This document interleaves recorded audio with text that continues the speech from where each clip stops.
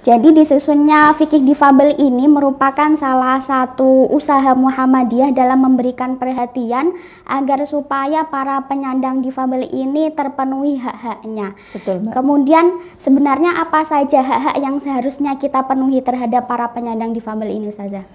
Kita bisa merujuk kepada undang-undang ya, dalam undang-undang khususnya Undang-Undang Nomor 8 2016 itu hak itu panjang sekali, entah ada berapa itu saya sampai lupa karena memang banyak sekali. Nah intinya yang menurut saya hal yang paling mendasar dari atau tawaran yang paling mendasar dari fikih ini adalah sangat menekankan hak. Sangat menekankan hak. Ya, mungkin jadi dulu ya. Jadi apa saja hak tersebut? Kita jeda sebentar pemirsa, kita akan kembali setelah pesan-pesan berikut ini. Kita lanjutkan perbincangan kita, Ustazah. Tadi tentang undang-undang, Ustazah ya, mengenai hak-hak para penyandang difabel. Silahkan dilanjutkan, Ustazah. Baik Mbak Uma, jadi poin pertama yang ingin saya sampaikan adalah salah satu ciri yang paling menonjol dari fikih difabelnya Majelis Tarjih dan Tajrid Muhammadiyah adalah sangat berbasis kepada hak ya. Jadi kalau kita melihat itu kan tadi saya sudah menerangkan semua fikih tarjih itu kan dibangun dalam kerangka yang sama. Ada nilai dasar, kemudian ada prinsip umum dan ada prinsip yang praktis gitu ya. Nah, prinsip dasar atau nilai dasarnya tadi sudah saya sampaikan, diantaranya adalah tauhid, kemudian juga keadilan. Nah, dari nilai dasar tadi kemudian diturunkan kepada prinsip dasar. Nah, ini dalam prinsip dasar itu ada kita sudah bicara hak di situ. Jadi pemenuhan hak itu merupakan salah satu prinsip umum yang muncul di dalam fikih kita. Di samping tadi ada nilai inklusivitas dan juga kemuliaan manusia. Ini menjadi sangat penting ya, konteks kemuliaan manusia tadi.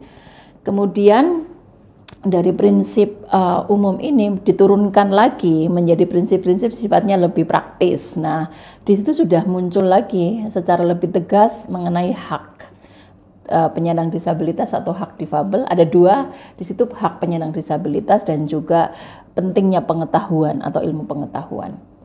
Nah, dari sini bisa kita baca gitu ya, berarti memang fikih ini ingin memberikan landasan bagi kita untuk bersama-sama memenuhi hak penyandang disabilitas dalam berbagai sektor. Nah, kalau kita bicara fikih tentu saja fokusnya ada dua ya, kita bicara tentang muamalah dan kita bicara tentang ibadah. Secara garis besar itu ada fikih tentang ibadah dan fikih muamalah. Nah, dalam fikih difabel ini pun itu yang menjadi fokus. Misalnya kita bicara tentang fikih ibadah ya, maka ada beberapa prinsip yang kita angkat untuk memastikan bahwa semua penyandang disabilitas itu bisa memenuhi kewajibannya sebagai muslim ya. Yang 5 misalnya mulai dari sholat, haji dan sebagainya.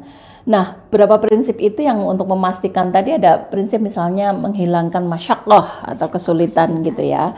Kemudian juga kita ingin menegaskan bahwa beragama itu sesuatu yang menyenangkan, bukan yang memberatkan gitu. Jadi dengan kondisi apapun ya, kalau kita tarik itu kepada isu disabilitas, individu dengan kondisi mental dan kondisi fisik seperti apapun, maka dia punya kesempatan, punya hak untuk beribadah.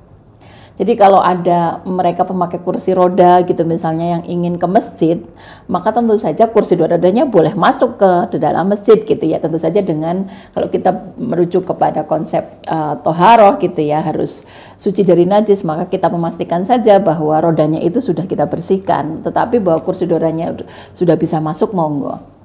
Nah, yang juga penting untuk kita garis bawahi, Bapak Ibu semuanya, para pemirsa, adalah kewajiban kita sebagai muslim untuk memastikan bahwa penyandang disabilitas ini bisa memenuhi kewajibannya untuk menjalankan ibadah.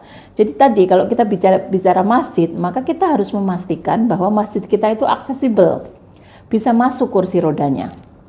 Masjid kita ada kursinya sehingga mereka yang tidak bisa berdiri ketika sholat itu bisa sholat sambil duduk.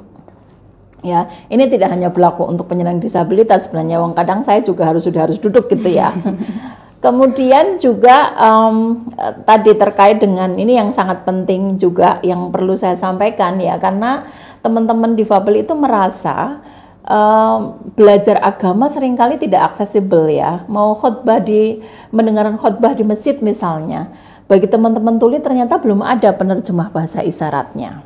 Nah ini gimana mereka mau paham gitu kan? Nah ini maka mari Bapak Ibu semuanya, kita perlu memastikan bahwa di masjid-masjid kita, di halaqah dan pengajian-pengajian kita itu sudah semuanya bisa diakses oleh teman-teman difabel. Itu kewajiban kita menurut saya yang harus saya tekankan ya Mbak.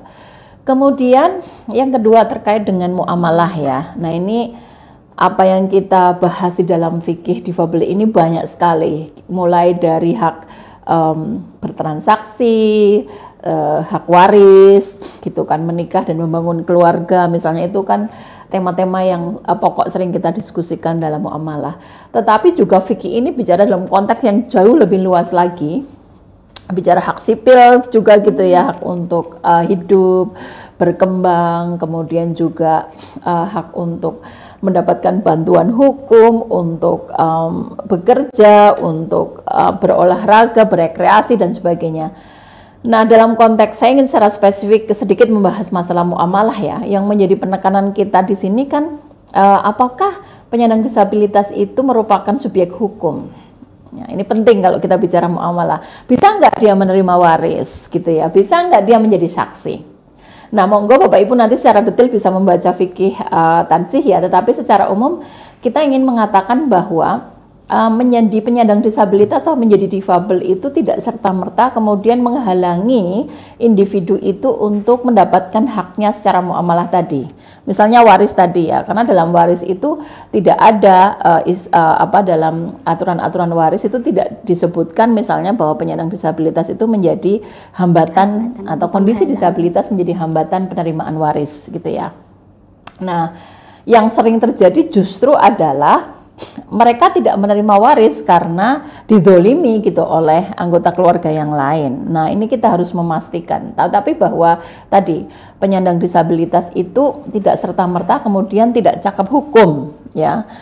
Tidak bisa digeneralisasikan begitu ya, terutama kalau untuk penyandang disabilitas yang sensorik atau fisik itu mereka itu adalah kalau dalam konteks mukallaf itu ada ada konsep hak untuk menerima dan hak untuk melakukan sebuah perbuatan hukum ya. Nah, kalau untuk penyandang disabilitas sensorik dan fisik, mereka semuanya bisa gitu ya menerima hak menjadi hak muamalah tadi atau menjadi orang yang melakukan transaksi gitu. Nah ini kayaknya waktunya udah nggak memungkinkan ya Mbak, tapi intinya adalah itu, disabilitas tidak menutup atau tidak menjadikan orang menjadi tidak cakap hukum secara fikih.